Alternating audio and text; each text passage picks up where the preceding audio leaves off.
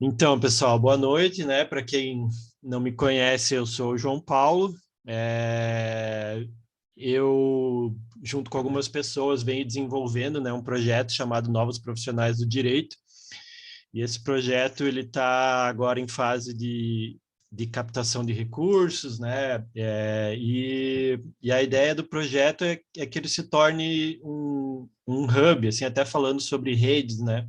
Que ele se torne um receptor e um emanador de ideias, assim, né? Então, por enquanto, assim, por enquanto não, né? As três braços que eu acho que é do Novos Profissionais do Direito, que é a pesquisa, a divulgação e ação em direito e novas tecnologias, em direito de impacto, né? Direito do terceiro setor, tal. E, e então, nessa ideia de pesquisa e de divulgação, o projeto, né, o Novos Profissionais do Direito, promove esses eventos, né? Então, a gente está aqui no nosso sexto, né, diálogos plurais, que seriam justamente isso, né? Então, a ideia de diálogos plurais vem de você fazer uma analogia da palavra, né? Diálogo seria duas pessoas. Então, a ideia é que o evento sempre chame duas pessoas, não precisam ser necessariamente do direito, né? Uma pessoa do direito, uma pessoa que não é do direito, mas que esses diálogos eles sejam plurais, né? Que eles não sejam só entre duas pessoas, mas que eles ocorram com a participação de todos, né? Então, por isso que assim a gente vai pedir que vocês façam perguntas, que vocês interajam, deem as suas opiniões aqui durante a conversa, né? E é uma conversa mesmo, até a gente conversou antes de fazer o evento, será que vamos fazer uma apresentação? E a Luísa e o Fabiano falaram, não, vamos fazer uma conversa, que é a nossa ideia, é justamente isso, né? Que seja uma conversa, um diálogo plural mesmo, né? Então, eu acho que, assim, meio para introduzir, assim, como eu sou o mediador aqui, né? E a Luísa e o Fabiano, que são os personagens principais do nosso diálogo, a ideia é que do Novos Profissionais do Direito, ela surge com a minha pesquisa do mestrado, né? Que eu já concluí. E no mestrado eu explorava justamente a questão das redes e do do pluralismo jurídico, né? Então eu vim estudando o primeiro texto que chegou para mim falava justamente sobre redes e direito, né? Alteridade e redes no direito. E aí esse foi o meu gatilho, assim, né? O meu ponto inicial para justamente estudar isso, né, de um pluralismo jurídico a partir dessa sociedade em redes. E aí, explorando a sociedade em redes, de um autor que é o principal, que é o Manuel Castells, ele fala que a sociedade em rede é uma das suas características, justamente as redes elas não serem só uma ferramenta, né? Então, as redes não só como uma ferramenta do direito, mas como um modelo topológico do direito, e não só do direito, né? A gente está falando do direito, mas como um modelo topológico para as diversas organizações que vêm surgindo. Eu já conheci o Fabiano de toda essa minha pesquisa, né? Eu conheci o Fabiano numa conversa que ele trouxe sobre direito sistêmico. E aí, seguindo o Fabiano nas redes sociais, eu vi que ele tinha escrito um livro que falava sobre justiça atópica. E eu falei, é justamente sobre isso que a gente está falando, né? Sobre atopicidade. Eu não tinha chegado nessa palavra. Nossa, estou meio gago. Eu não tinha chegado nessa palavra da atopicidade, mas eu vi como isso conversava com as redes. Até não sei se o Fabiano sabe, eu citei ele na minha dissertação, né? Citei o livro dele na minha dissertação, justamente sobre essa ideia de atopicidade. Então, eu fui conversar com o Fabiano, eu já tinha conversado com a Luísa, e aí me veio a ideia. A Luísa conheceu o meu projeto, né? Eu conheci a Luísa também de antes da dissertação, de um projeto justamente quando eu comecei a ter contato com essa ideia de empreendedorismo social, eu conheci a Luísa nesses caminhos que a gente vai seguindo, assim, né, Luísa?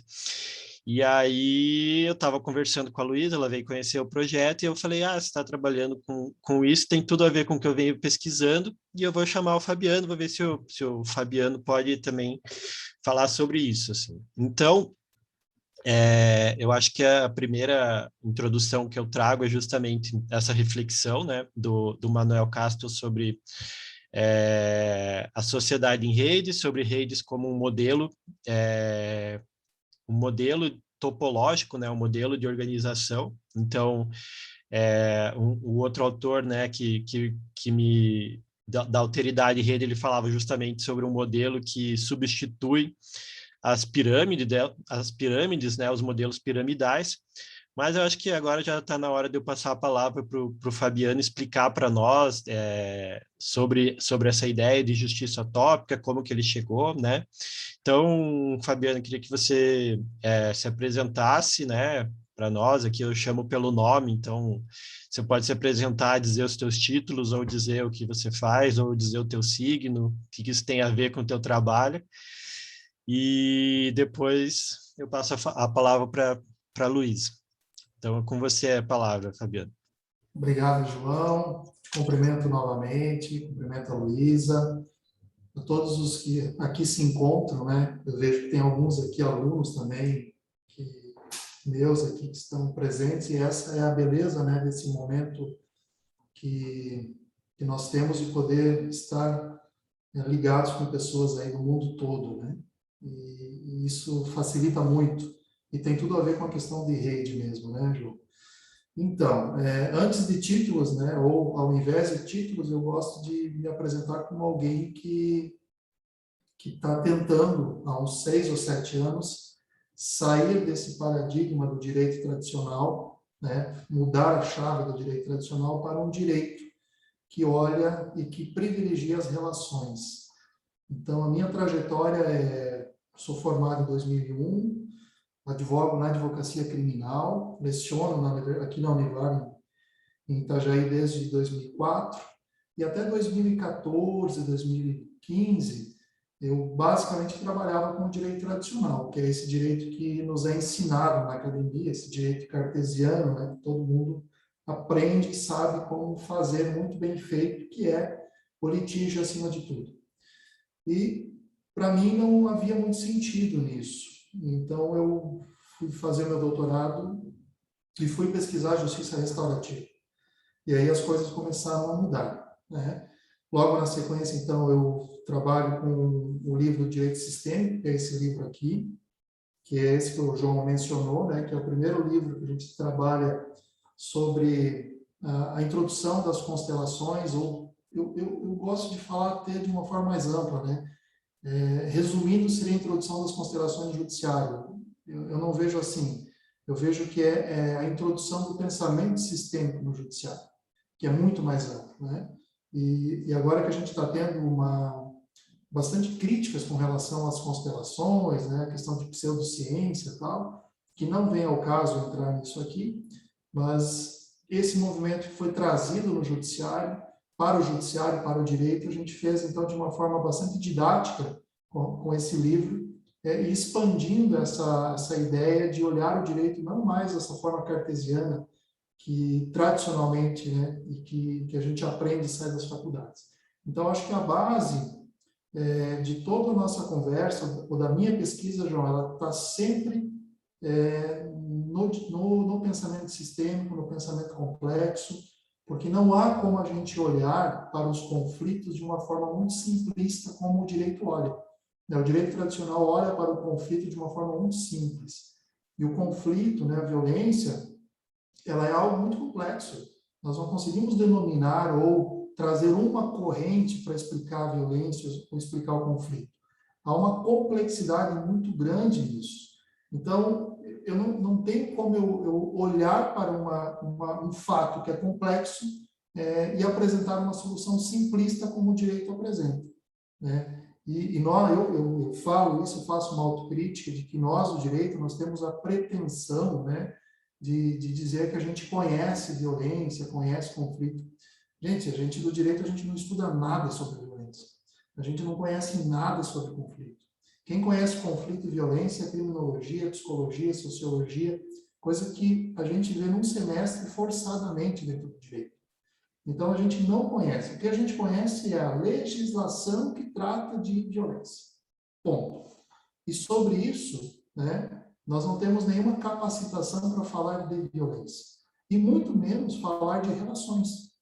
Porque o direito trata de relações, mas não estuda as relações, né?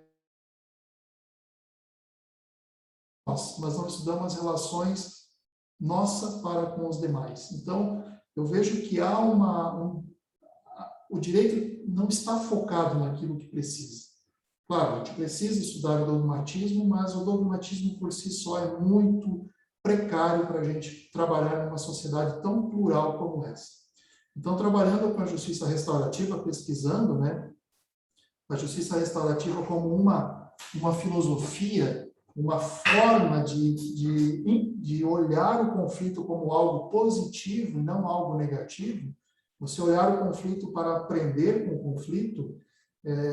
Então, eu cheguei nesse livro, que é o Justiça Tópica, que foi escrito na pandemia, no primeiro ano de 2020, que todo mundo ficou recolhido ali, né? E acho que aí tinha muita coisa para ser gritada, e eu acabei gritando dentro desse livro, que na verdade é um ensaio pequeno, né? Tem 40, 50 páginas, que eu brinco que ele foi terminado com ponto e vírgula, porque ele não termina, né? A ideia desse Justiça Tópica é uma justiça sem lugar.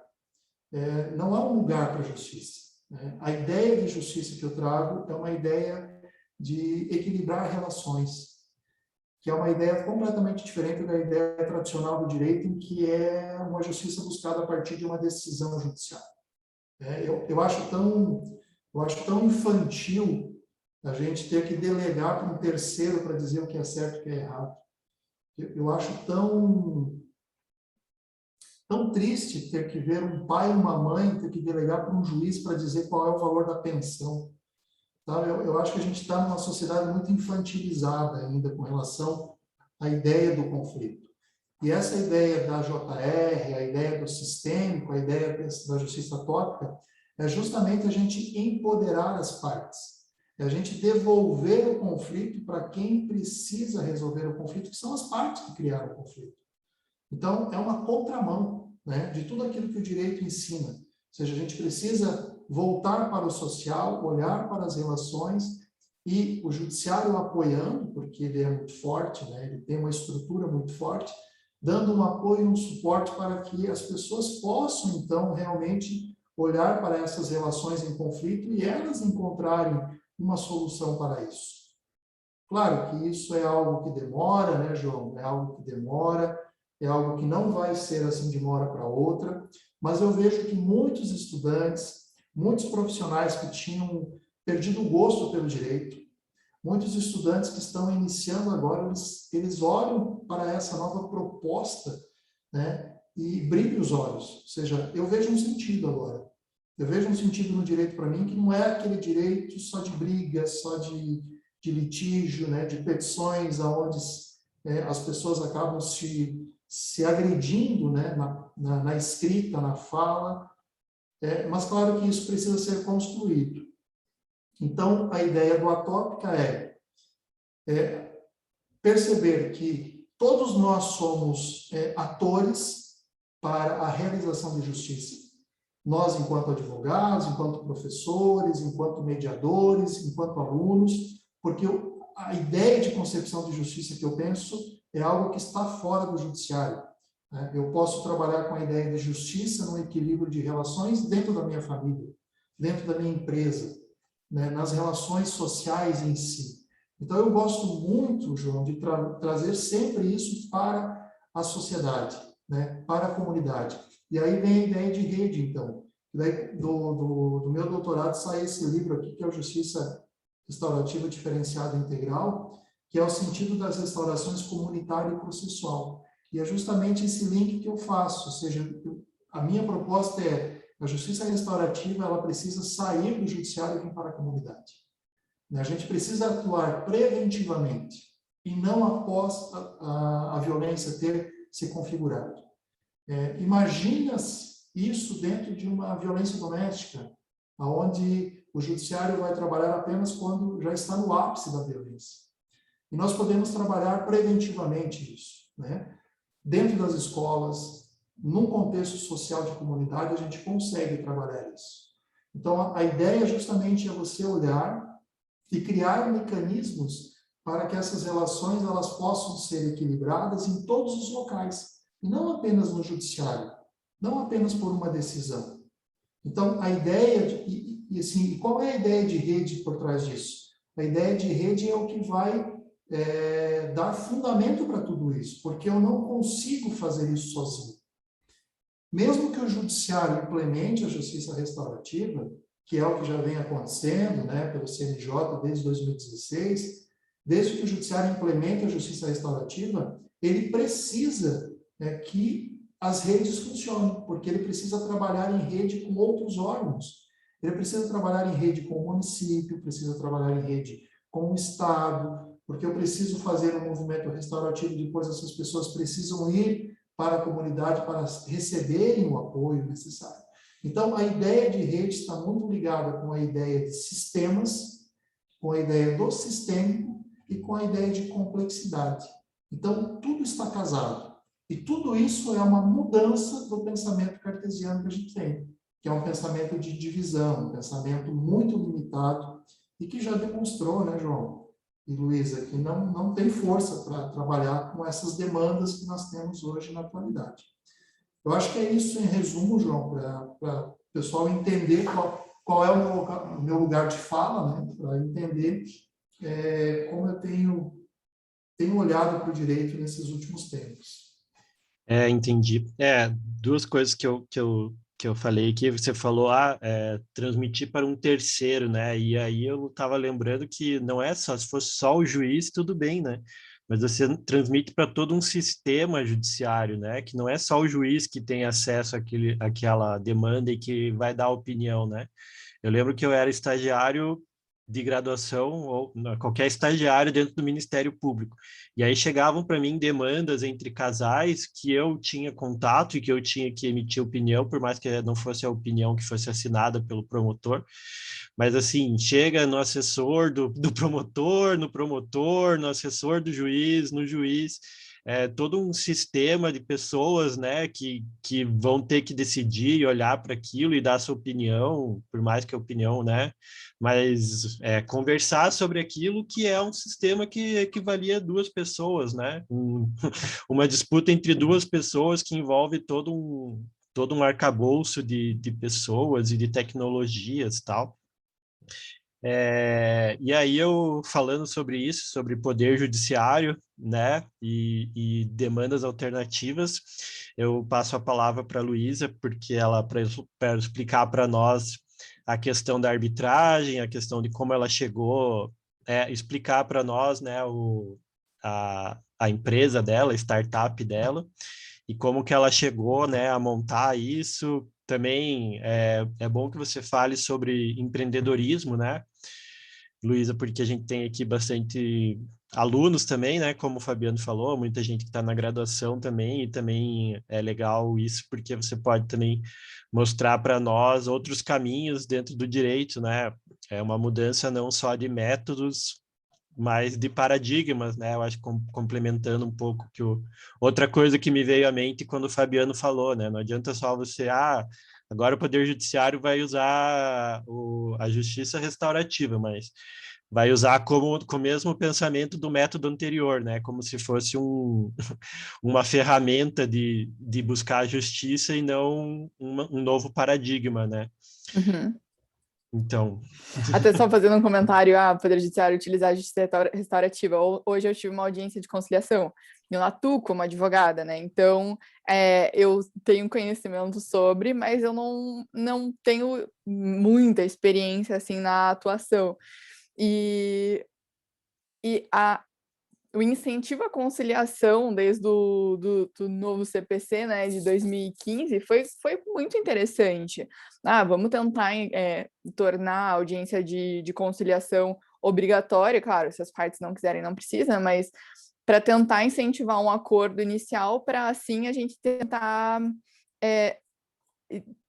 desentupir um pouco o poder judiciário. Só que daí a gente vai ver na prática e as pessoas chegam e falam, não existe proposta de acordo, não conversam e sai. Então é só, acabou incluindo, você demora 3 meses para marcar a audiência de conciliação, e aí quando marca a audiência de conciliação, então aumentou a lentidão e a burocracia, né?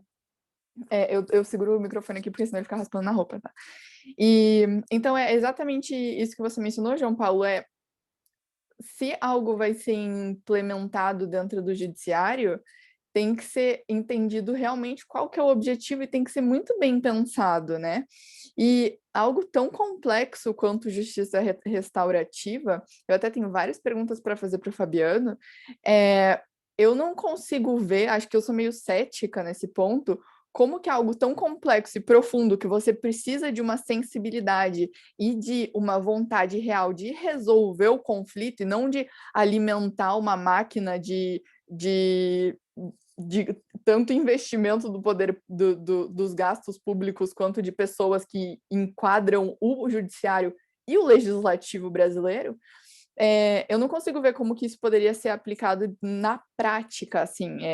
Eu consigo ver como em iniciativas privadas isso poderia ser bem sucedido, como no seu caso, você dentro da sua iniciativa privada, você consegue fazer isso de uma maneira super bem sucedida, e também para as pessoas que estão nos ouvindo, várias possibilidades de empreender nesse sentido, e também considerando a parte educacional, mas quando a gente parte para o poder judiciário, eu fico um pouco cética mais pela minha visão mesmo do que a capacidade do poder público.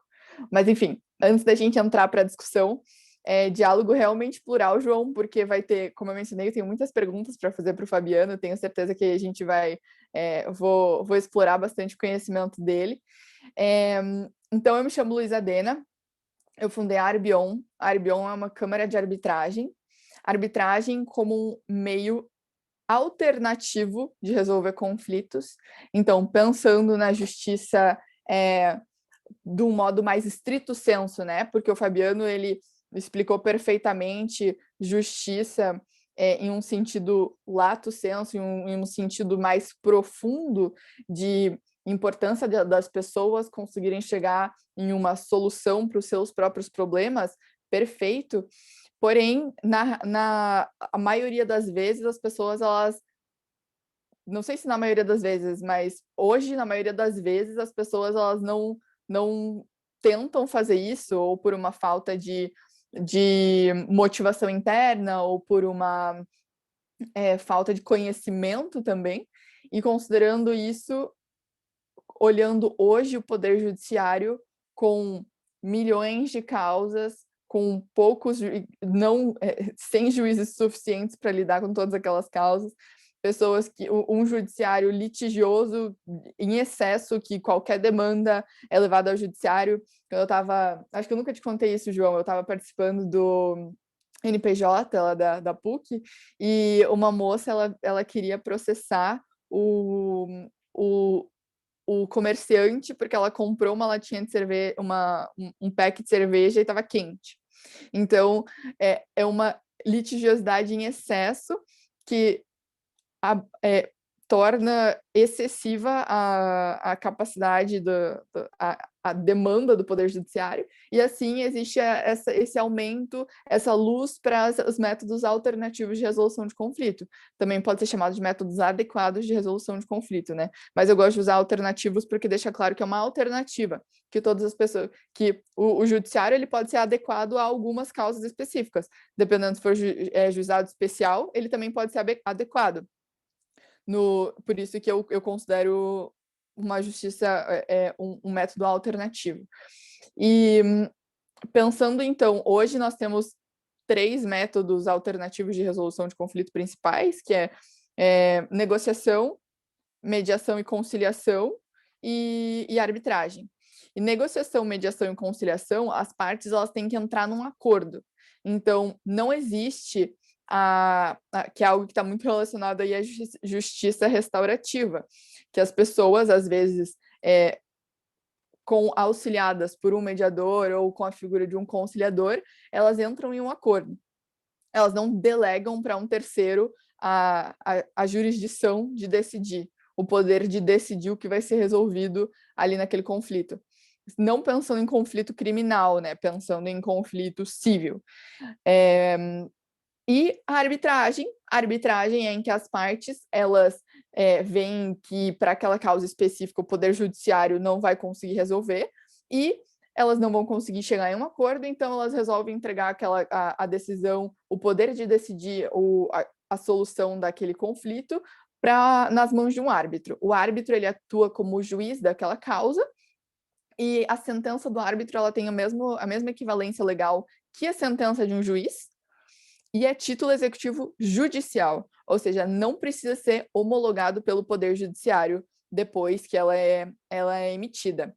Então, substitui toda a fase do processo de conhecimento do Poder Judiciário. É uma justiça muito mais... É uma resolução de conflito muito mais eficiente, porque ela é mais rápida, ela tem uma qualidade técnica melhor do que o Poder Judiciário, então também ajuda as partes a chegarem em uma paz, por mais que elas sejam consideradas erradas, digamos assim, porque elas veem que a sentença ela não foi escrita por alguém que não sabe do que está falando, foi um especialista naquela matéria que resolveu o conflito, então ela é mais eficiente. E a arbitragem tradicional, ela é muito cara. Ela não é acessível para a maioria das pessoas, as causas são milionárias. E aí, esse foi o motivo principal para eu ter fundado a Arbion, que é uma câmara de arbitragem que todo o processo ele é online, então a gente reduz os custos supérfluos com uma mega infraestrutura, com enviar correio, com translado, passagem de avião, hotelaria, às vezes para os árbitros e para toda a equipe, e com esses gastos, por mim, considerados supérfluos, e com tecnologia, a gente conseguiu reduzir esses custos a quase zero, então, tornando a arbitragem muito mais acessível. Os gastos, o único custo da Arbion é a taxa de administração da Câmara, como Câmara nós temos que administrar o processo, e os honorários dos árbitros, que não vêm para a Arbion, que vão para os árbitros, que são as pessoas, os especialistas que resolvem a matéria. Então, a Arbion hoje está contando com profissionais com profissionais muito experientes em arbitragem e também bem importantes no mundo da tecnologia, o que é bem importante e empolgante. Como um empreendimento, é muito interessante poder, como advogada, empreender no mundo jurídico e inovar, então poder trazer essa possibilidade, essa alternativa para as pessoas.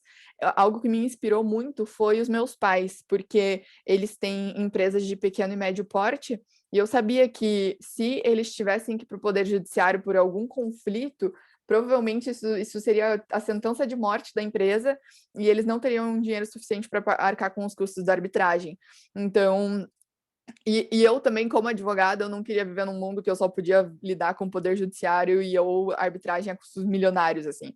E além disso, antes da pandemia, em 2019, eu descobri que se eu quisesse começar um procedimento de arbitragem, então se eu conseguisse entrar no clubinho que era arbitragem, eu ainda ia ter que imprimir, levar presencialmente nas câmaras de arbitragem e fazer todo o processo físico e analógico. Eu falei, eu não quero. E daí também esse foi um motivo de eu ter criado a Arbion. Então foram diversos fatores.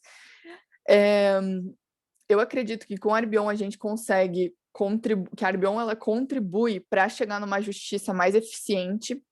Ela promove acesso a uma justiça eficiente. E por justiça eficiente eu quero dizer uma resolução de conflito que seja rápida, com qualidade e com um custo acessível.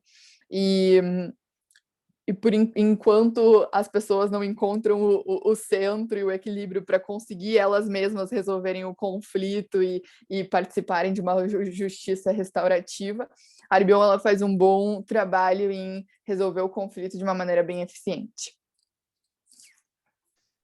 Entendi. Obrigado, Luísa.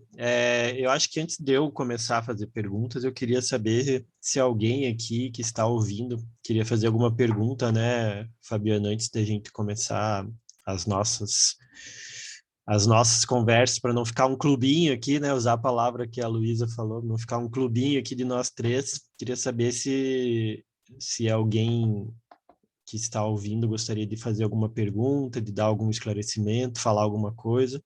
Tainá está com o microfone aberto.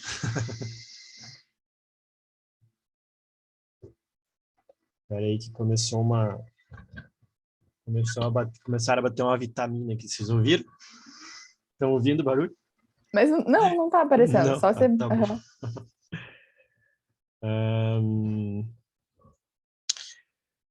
Pois é, Luiz, eu vou te fazer então uma pergunta. Eu ouvi por cima sobre... A gente estava falando sobre mudança de paradigma, não sei se é uma coisa que chegou até você, mas uma ideia de que a arbitragem não está funcionando no Brasil porque as pessoas estão recorrendo ao Poder Judiciário depois de uma decisão da arbitragem. Queria saber isso, assim, de você, se ainda é preciso mudar o pensamento das pessoas para que elas recorram a métodos alternativos, e também que elas concordem, né, com os métodos alternativos, porque depois as pessoas vão lá e acham que não foi correto. Assim, João, advogado militante vai ser militante até o final, e principalmente advogado que usa técnica de guerrilha. Então, é aquele advogado que não é ético. Uhum. Advogado que não é ético vai conseguir encontrar meios de burlar e de desviar o sentido das coisas.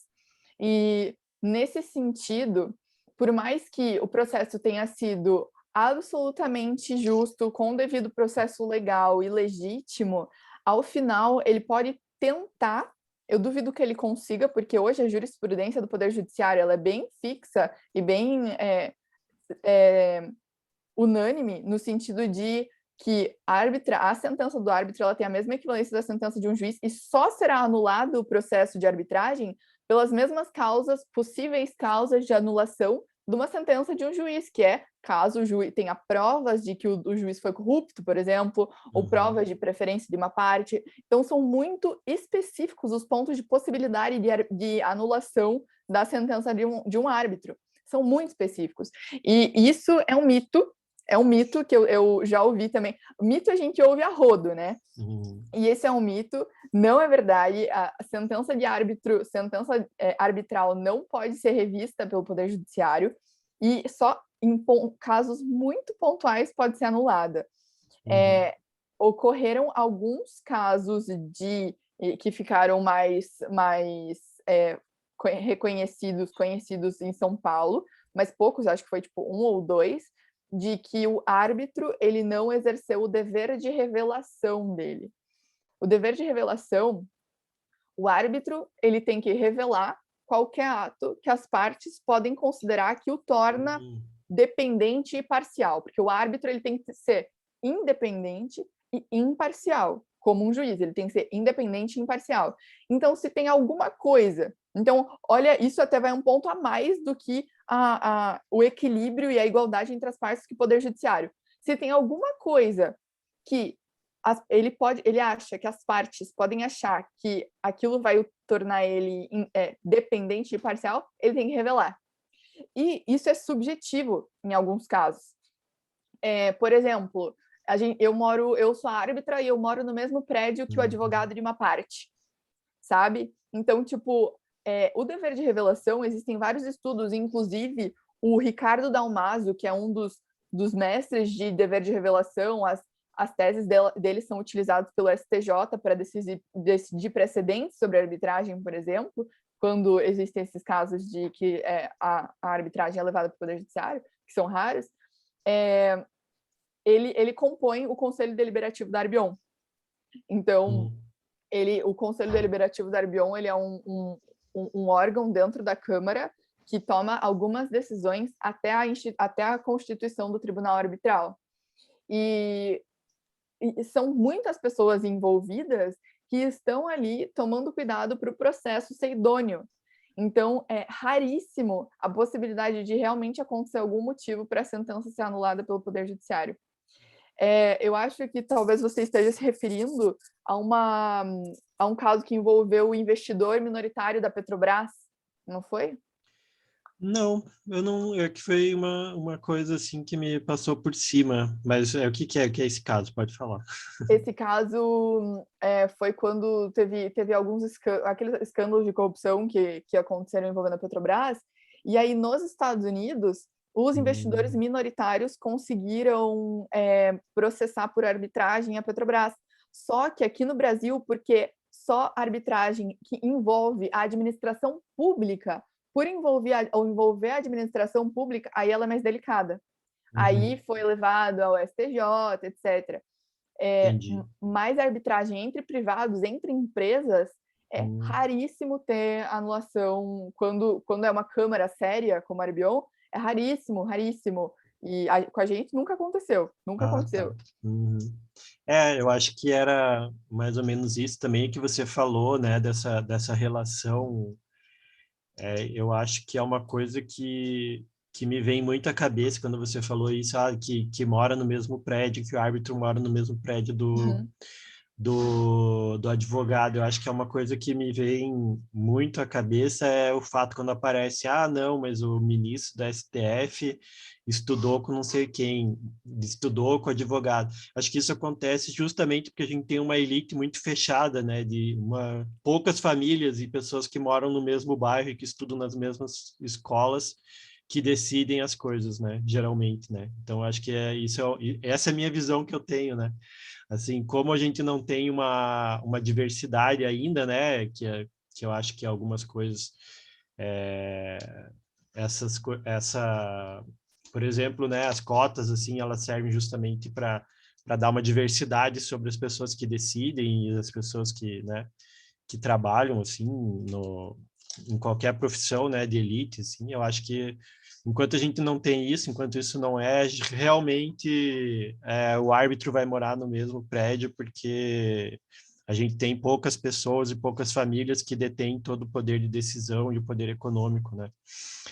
Mas essa é justamente uma realidade que até a Arbion influencia, porque como a gente busca dar oportunidades para profissionais que têm bastante experiência com arbitragem também, mas não são esses árbitros estrelas, que são duas mãos cheias, são uns 10 árbitros que tomam conta de todas as decisões de arbitragem. Então, a gente quer também dar oportunidade de arbitragem para profissionais bem experientes também, mas mais jovens que eles.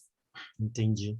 Fabiano, você falou sobre eu não você queria que você me contasse o que aconteceu aí, acho que saiu uma matéria, né, no Globo sobre a justiça restaurativa e tal.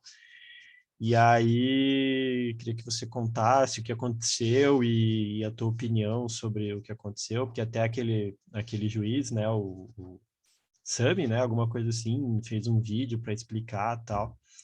Queria que você nos contasse o que aconteceu. Não, foi sobre constelações familiares, né? Tá. O pessoal confunde, não é... Constelação é uma coisa, justiça restaurativa é outra, né? Entendi. Nós temos hoje no Judiciário um movimento do CNJ, que é um movimento de implementação da justiça restaurativa em todos os tribunais. Então, hoje, todos os tribunais, sejam estaduais ou federais, eles já têm núcleos de justiça restaurativa. E até respondendo a dúvida da Luísa, que disse que é cética, né, com a implementação da JR no Judiciário, a justiça restaurativa é um caminho sem volta. Não há mais como a gente retornar para um judiciário sem a justiça restaurativa. Só que a sua implementação ela vai demorar um tempo.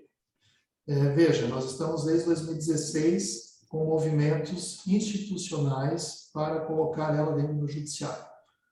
Nós temos a justiça restaurativa nas Américas, Canadá, Austrália, alguma coisa lá para cima, Estados Unidos, desde os anos 70. Então, nós somos muito novos ainda no estudo e na implementação da JR. Então, sim, hoje nós temos uma dificuldade de implementação. A outra dificuldade é a ausência de facilitadores de justiça restaurativa, porque você precisa ter pessoas que saibam fazer os movimentos restaurativos, que saibam fazer uma mediação restaurativa, porque a mediação restaurativa não é a mediação tradicional. Então, essas mediações tradicionais que são feitas de 15 em 15 minutos, isso não tem nada a ver com a mediação restaurativa. A mediação restaurativa ela demora, às vezes, 1 mês, 2 meses para ser feita. Só que ela é feita uma vez só e a situação não retorna mais para o judiciário. Essa é a grande situação, a grande diferença. Você tem um pouco mais de demanda de tempo, de organização, mas quando ela é realizada e finalizada, aquele conflito não retorna mais para o judiciário, né? Então, qual é... E o terceiro problema que eu vejo é uma questão de cultura, uma questão cultural. Nós temos uma dificuldade de compreender o que é a justiça restaurativa e o próprio judiciário, muitos integrantes do judiciário não sabem o que é a justiça restaurativa e olham a justiça restaurativa como sendo um instrumento para desafogar o judiciário. A justiça restaurativa não tem nada a ver com isso. A justiça restaurativa ela não foca o acordo. A justiça restaurativa não foca o processo. A justiça restaurativa foca as relações. O acordo é uma consequência das relações equilibradas. Então, isso demora, né? O encontro restaurativo, seja por ciclo, por mediação restaurativa, ela tem algumas etapas, né? Tem o pré-encontro, tem o encontro e tem o pós-encontro. Então, isso demora muito mais, às vezes, do que um processo judicial em que as partes fazem um acordo ali numa audiência de conciliação. Só que, uma vez realizada essa restauração por meio desse processo restaurativo, a situação ela não retorna mais, e isso é tranquilo. Tá? Estatisticamente, a gente tem uma comprovação bem alta de que o acordo celebrado pelo meio restaurativo ele não retorna para o judiciário, ou seja por descumprimento, ou seja por outras questões envolvendo as partes. Então, ele demora um pouco mais, só que ele é fatal no sentido de resolver aquela questão, justamente porque a gente devolve para as partes, né? Então, não é um terceiro, não é o mediador, não é o árbitro, não é o juiz, são as partes que vão construir o acordo.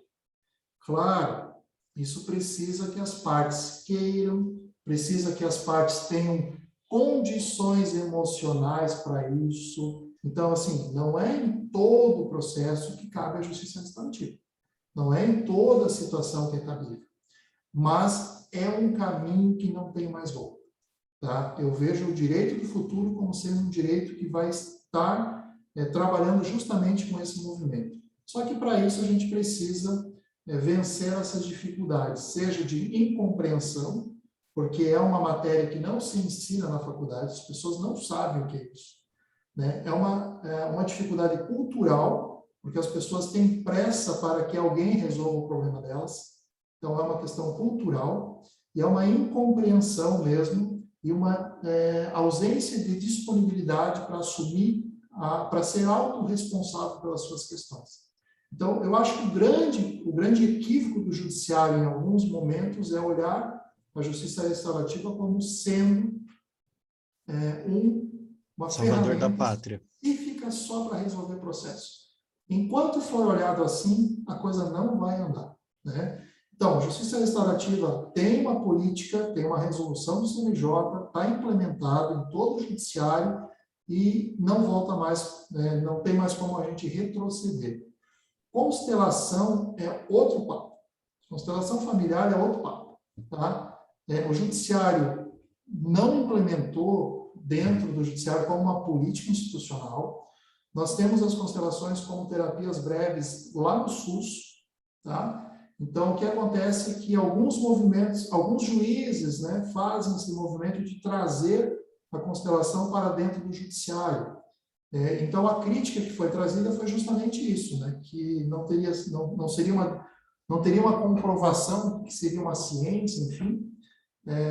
Crítica essa que eu não concordo, eu acho que ela tem uma base científica bem interessante, ela tem uma base científica com comprovação, inclusive. Então, as pessoas que falam são pessoas que não estudaram e não conhecem isso, e que olham apenas aquele movimento específico, né? Se a gente for voltar, a gente vai ver que por trás do movimento tem o pensamento sistêmico, tem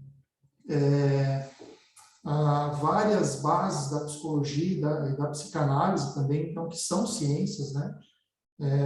Que também a gente precisaria de 1h30 para explicar tudo isso. Não é o caso. Uhum. Mas essas críticas, João, elas são bem-vindas, seja para a justiça restaurativa, seja para a constelação, seja para esse movimento diferenciado.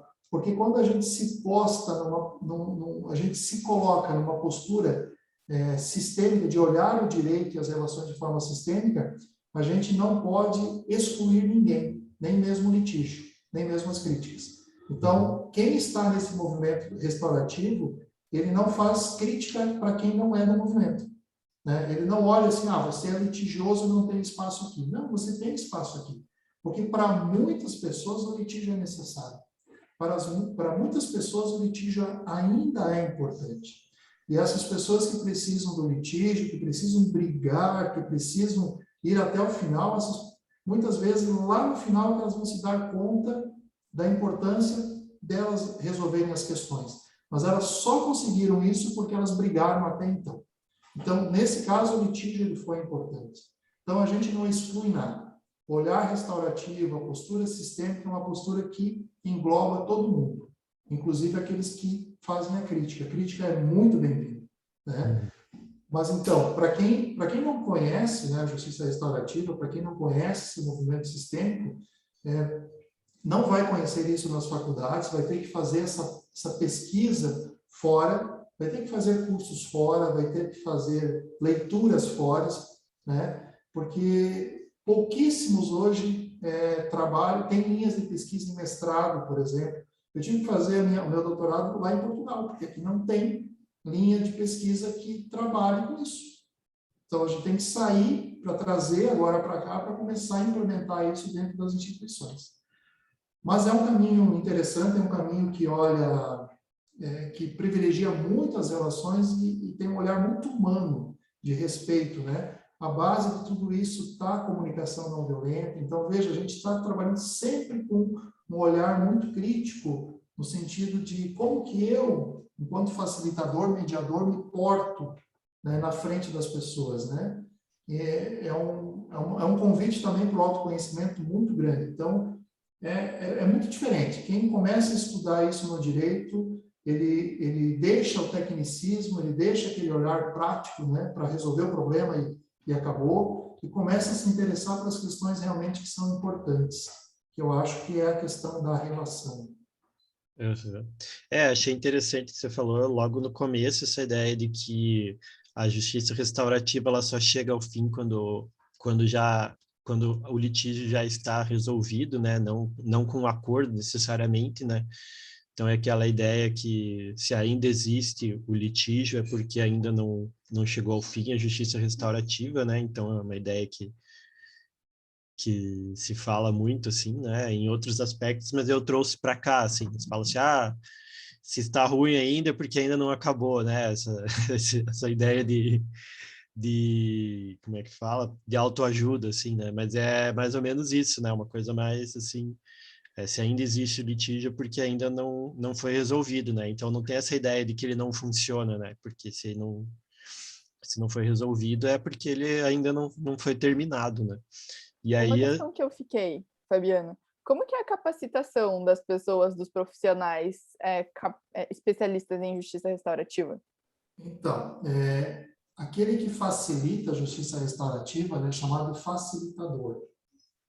E isso é um grande problema, Luísa, porque como os tribunais estão implementando esses núcleos de justiça restaurativa, esses núcleos são compostos por várias pessoas com várias habilidades. Um facilitador, um assistente social, um psicólogo.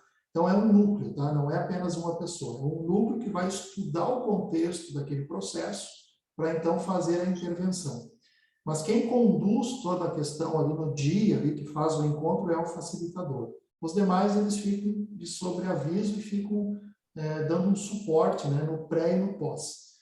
E esse facilitador, os tribunais, eles só têm aceito os facilitadores que são treinados pelos próprios tribunais. Só que os tribunais não oferecem esses cursos, oferecem um pouco. Então, eles travam a demanda, eles não aceitam que esses facilitadores venham de cursos ou de sociedade civil que forme eles, tá? E precisa, então, ter sido formado pelas escolas da magistratura, pelas escolas judiciais. Então, isso acaba limitando muito o número de facilitadores para fazer esse movimento. Então, o que eu visualizo? Como a demanda daqui a pouco vai ser muita, e nós vamos ter pouco profissional capacitado, os tribunais ou eles vão ter que implementar mais cursos, ou eles vão ter que aceitar os facilitadores que vêm com formação fora do judiciário. Então, eles vão ter que expandir. E aí nós vamos ter a mesma questão dos mediadores, dos conciliadores, né? A questão de pagamento, enfim. Então, quem hoje faz a facilitação dentro do judiciário acaba sendo quem? Os servidores que já trabalham no judiciário e fazem esse treinamento para serem os facilitadores restaurativos. Entende? São poucos os facilitadores que vêm de fora, justamente porque eles não conseguem esse acesso à formação dentro do judiciário. Uhum, entendi. E essa formação, ela traz uma leitura de um aprendizado sobre escutativa, também sobre psicologia. Quais que são esse conteúdo mesmo, essa sensibilidade que a gente não aprende na faculdade, e esse conteúdo que não é trazido na faculdade? Tu vai trabalhar com uma visão do conflito de forma mais ampla, não apenas a questão do problema que é trazido, né? Então, uma forma de investigação a partir do que a gente chama da técnica da narrativa, que é da psicologia, que é justamente você ir fazer com que as pessoas olhem as questões que não são trazidas, que são as perguntas, as falas marginais, que a gente chama, né? Porque se tu for fazer, até você enquanto árbitra, a pessoa que chega até você, ou as pessoas que chegam até você, elas vão trazer um problema pontual, né? A restauração, ela vai olhar para esse problema pontual e vai dizer assim, esse não é o problema. Tem muita coisa por trás disso que você não quer olhar e vocês não conseguem ver. Então, o problema aqui do descumprimento e descontrato não é um problema. Existem outras questões que vocês não querem ver. E aí a gente faz, ou tenta fazer com que essas pessoas olhem para essas questões que estão por trás das relações. Então, para isso, você precisa ter uma escuta ativa, você precisa ouvir aquilo que não é dito, fazer com que as pessoas consigam olhar aquilo que não querem olhar. Foca isso dentro de uma relação familiar. Tá? Dentro de uma separação, né, de uma questão de guarda, onde muitas vezes o processo judicial é apenas um ato de vingança, não tem uma necessidade do processo. Então, é feito com que as pessoas olhem para as suas questões reais. E para isso o facilitador tem que ter uma técnica, né? Então, ele precisa trabalhar com a CNV, ele tem que ter um conhecimento de comunicação não violenta, ele tem que fazer intervenções a partir da escutativa, a partir de um olhar que vai além daquilo que é trazido pelas partes. Então, e essa formação que o judiciário traz, Luiz, é uma formação ainda, eu acho, precária, porque ela é como se fosse um cursinho de tantas horas e você sai pronto. Não é assim. Né? Para você ser um formador, para você ser um facilitador dentro da JR, cara, isso demanda tempo. Mas é um início, né? É um início. Então, não dá para você fazer um curso e dizer, agora eu sou um facilitador. Ou fazer um curso assim, eu sou um mediador. A própria mediação, a própria arbitragem, né? Um bom árbitro, um bom mediador é aquele que tem uma experiência de como lidar com as situações. Não aprende isso num curso. Uhum, exato. Né? Então, o judiciário dá uma base mínima, mas vai depender muito da boa vontade e da visão que o próprio facilitador tem da questão conflituosa. Entendi. E você mencionou que o judiciário, apesar dele já estar trazendo a questão da justiça restaurativa e dar cursos e tal, apesar disso não ser eficiente, né, como você disse, porque as pessoas elas saem como se eles já se formassem facilitadores, mas eles não realmente sabem fazer por uma falta de experiência. Como que você enxerga? Você também mencionou que você acha que essa que o futuro é uma justiça restaurativa, algo que seja mais, que entregue às partes o poder de resolver, de encontrar soluções para os conflitos. Como que você enxerga que seria o caminho ideal para alcançar esse objetivo? Eu vejo o movimento do judiciário como um movimento necessário para a implementação da JR, porque o judiciário é um centro de poder. O judiciário é muito forte. Então, quando o CNJ vem e diz assim, vocês irão implementar até 2022 núcleos de justiça restaurativa, isso é uma ordem que vai influenciar não só no Poder Judiciário, vai influenciar em todas as redes de relações dentro daquele município. Por quê? Porque quando eu olho que a minha comarca está começando a trabalhar de forma restaurativa para os conflitos, eu vou levar isso para dentro da escola. Eu vou levar isso para dentro do município, da instituição, né, de todos os órgãos do município. E aí eu vou ter aquilo que se denomina, Luísa, de cidade restaurativa. E nós já temos no Brasil algumas. Nós temos, inclusive, uma considerada cidade restaurativa, que é Ponta Grossa. Ponta Grossa tem um núcleo de justiça. Ponta Grossa tem uma lei instituindo, reconhecendo ela como cidade restaurativa. O que é isso? A cidade é organizada a partir da observação de conflitos por meio de restauração e não por meio de decisão, como é o normal. Então, lá, quando vai trabalhar na escola, você vai ter profissionais que vão olhar para os conflitos na escola e vão mediar a partir da restauração. Isso vai lá para o judiciário, vai trabalhar com os menores infratores, vai trabalhar com as mulheres vítimas de violência, vai trabalhar com as redes de apoio aos agressores. Então, o município está interligado com o judiciário, que está interligado com a educação. Essa é a ideia. Porque o judiciário sozinho não vai dar conta. Essa é a ideia de rede, né? Oi? Essa é a ideia de rede, né, Fabiano? Isso. Então, a gente tem isso já, por exemplo, tem em Ponta Grossa, aí no Paraná. A gente tem isso em Santos. A gente tem isso em Caxias do Sul, São Caetano do Sul, tá? Que são as mais antigas. Inclusive, e fica um convite, terça-feira que vem, a gente vai ter um congresso aqui na Univale, online, gratuito, sobre justiça restaurativa. E quem vem falar, tanto de manhã como à noite, são juízes de Santos, uma juíza de Santos, a advogada responsável pelo núcleo de Ponta Grossa e um juiz aqui de Santa Catarina. Eles vêm explicar como que funcionam esses projetos, que é justamente essa dúvida. Tá, a gente sabe que tem, mas como é que funciona na prática? E aí eles vêm dizer, né, Santos tem mais de 15 anos o projeto. Então, eles vêm mostrar como que na prática isso está acontecendo, né? Como que o judiciário está implementando. Então, o judiciário botou uma semente, forçou, né? E isso vai irradiar para todas as redes dentro da comunidade. E aí, Luísa, daqui a pouco isso vai, você, com a tua empresa, você vai sentir a necessidade, em algumas situações, de ter alguém que trabalhe com a restauração em alguns conflitos. Entende? Se tu oferecer isso, você vai ter pessoas que vão procurar a tua empresa também para fazer um acordo com essa modalidade da restauração. Porque ela é mais profunda, ela vai demorar mais tempo, blá, blá, blá, blá, blá, blá, só que ela é mais eficiente no final. E aí, aquele exemplo que tu deu, Luísa, de que a advogada foi para o judiciário, isso na restauração não vai acontecer. Sabe por quê? Porque quando o cliente diz é assim, não tem advogado que mude. É assim, você não vai levar isso adiante, porque está resolvido, eu quero que seja assim. Tu entende? Então, a gente tira do advogado a decisão final, a gente coloca na mão da parte. E a parte decidiu, está decidida. Eles constroem o acordo. Então, isso é interessante também, porque os centros de mediações, os centros de arbitragem, de conciliação, é um espaço em que a restauração pode nascer e pode ter vida longa, sim, e vai colaborar e muito com o judiciário. Bom, eu como mediador aqui vou ficar incentivando as pessoas, outras que participem.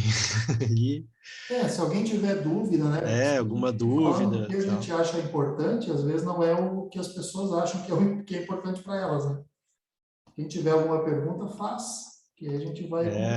Por favor.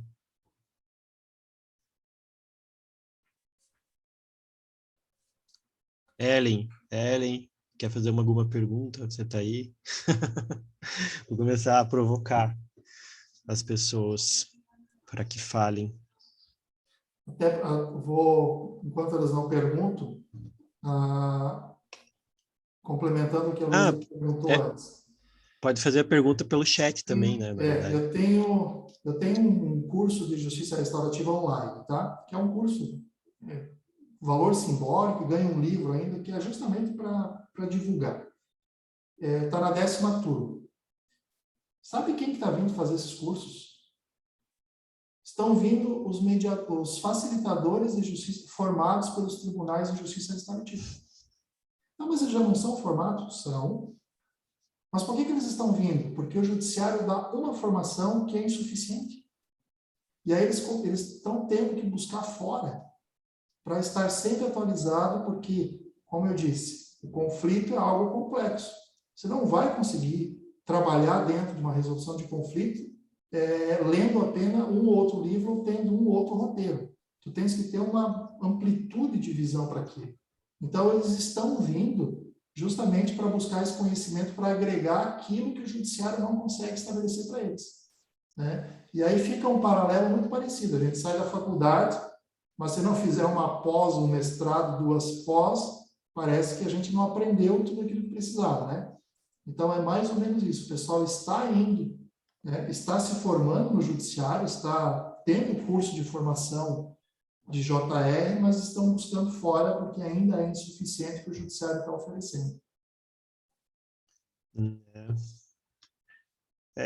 Eu acho que até está diminuindo aqui o número de pessoas. Fabiano, você falou sobre ciência, né? Que é nenhuma pergunta, mas queria parabenizar todos pela exposição. Como estudante de direito, é muito satisfatório ver as alternativas da justiça restaurativa sendo discutidas. Isso a Luísa falou. Obrigado, Luísa. Não, a ideia que você trouxe de que a justiça, né, que a justiça restaurativa não, né, que as constelações sistêmicas não são ciência, né, mas o Código de Processo Civil, ele não diz que tem que as resoluções, que as soluções têm que ser trazidas pela ciência, né, ele fala que tem que trazer soluções alternativas, né, então eu achei bastante interessante, eu pensei nisso, assim, né? Então, pode até discutir se não é ciência, o problema é, né, eu achei interessante quando uma pessoa falou, se as partes resolverem que a solução é abraçar a árvore, a solução melhor vai ser a solução de abraçar a árvore, né, por mais que isso seja melhor nem entrar nessa discussão se é uma ciência ou não é uma ciência, né, Fabio? Não sei o que você acha disso. Sim, nós temos um índice de conciliação para quem passa pelas oficinas de restauração e sistêmico, porque não necessariamente você vai fazer uma constelação dentro do processo. Não, a constelação é feita pouquíssimas vezes. Mas existem oficinas em que as pessoas fazem alguns movimentos, ali participam de algumas conversas, enfim, com os facilitadores, e o fato de elas participarem daquelas oficinas, elas conseguem visualizar a necessidade do acordo e por que é importante para elas. Então, a gente tem um índice de acordo pós-oficinas, né, pós essas pessoas estarem ali, que quase que alcança 100%. Então, é muito grande isso. E o índice de retorno dessas questões, de acordos não cumpridos, beira o 0%. Então, é isso que eu quero dizer. Realmente, a questão é olhada, é vista e é resolvida. E o processo é uma mera situação que precisa ser finalizada, só. É diferente de você estar brigando no processo. As pessoas estão olhando para aquilo que interessa mesmo. Então, sendo ou não sendo ciência, como você bem disse, o CPC ele abre, né, o Código Civil ele abre essa possibilidade. E isso está lá no SUS também. E, gente, se isso tem colaborado, né, quem somos nós para dizer não faça mais isso? E aí vamos continuar colocando decisões no colo dos juízes, e nem juízes, né, João? Eu dou aula para o 4º período. e diariamente ou semanalmente vem aluno me dizer que está dando sentença. Ou seja, quem sentencia hoje nem juiz mais é. Então, olha o grau que nós chegamos de problemática dentro do judiciário, né? Ou seja, quem julga hoje são jovens, são alunos que estão julgando, estão decretando prisões preventivas, homologando flagrantes, determinando guardas. Isso é seríssimo, né? Mas também isso dá uma conversa para outro bate-papo porque é uma responsabilidade muito grande que se está colocando no colo de quem não tem capacitação ainda nem emocional para isso. Um jovem de 19, 20 anos tem que julgar um processo. Então, tem muita coisa fora do lugar aí dentro do judiciário.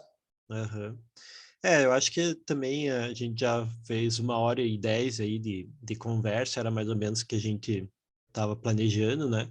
Acho que vai ficando cansativo para nós, vai ficando cansativo para todos. Acho que vamos caminhar para o encerramento, né? Não sei se vocês querem dar alguma conclusão final, né? Eu queria agradecer vocês dois. Aí faz tempo que a gente marcou, né? Essa conversa. Eu acho que ainda que bom que aconteceu, foi bem legal, foi bem produtiva. Eu fico sempre orgulhoso de fazer esses eventos e de chamar as pessoas, né? Esse é o meu trabalho, né? Mais do que um jurista, eu me coloco como um comunicador, assim, e sempre que acontece um comunicador em direito, né? Que eu sou também formado em publicidade. Isso é uma coisa que eu trouxe lá da minha constelação, talvez, trazer isso para mim, né? Então, eu queria agradecer a vocês dois. E aí a gente já encerra, fazer um encerramento, fazer as últimas considerações. É isso. Eu agradeço o João, agradeço a Luísa pelo momento. O importante de tudo isso é que a gente possa ter espaços, né, e deixar sementes aí, para que esse pessoal possa, se caso acharem que foi interessante, que possam buscar, né, essas pesquisas e ter conhecimento de algo que não é visto dentro da faculdade. Acho que o mais importante é a gente oferecer a todo mundo caminhos diferentes daqueles tradicionais. Eu acho que isso é o nosso movimento principal. Sim, legal, bem sementes, obrigada. isso mesmo. Obrigada, João, obrigada, Fabiano, obrigada, pessoal, que participou. Nesse sentido, eu convido vocês a visitarem nosso site, www.arbion.com.br, e também nos seguirem no Instagram, arbi.on, vou colocar aqui no bate-papo.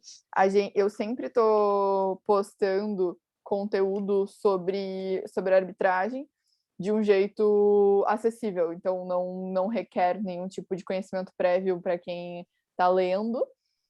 E eu encorajo vocês, se vocês tiverem alguma ideia, se vocês tiverem uma vontade de mudar algo no mundo jurídico, mudar algo do poder, não necessariamente dentro do poder judiciário, mas mudar algo que vocês acham que não está certo, poderia ser feito melhor, façam, não tenham medo e comecem já, não esperem, eu preciso me formar antes, porque daí eu preciso ser um advogado. Não, começa já. Quando eu comecei a Arbion, eu nem era advogada, eu não era formada ainda, eu já tinha passado no exame, mas eu não era formada ainda. E a ideia surgiu, né, depois, quando ela foi constituída, eu já era. Mas não tenham medo, sejam ousados e vamos revolucionar o mundo jurídico. Isso aí. Novos profissionais do direito são isso, são pessoas revolucionárias. A Luísa está aqui aplaudindo. Então, beleza, boa noite, obrigado a todos que ficaram até agora. Um abraço. Valeu. Obrigada, pessoal. Tchau, tchau. Tchau.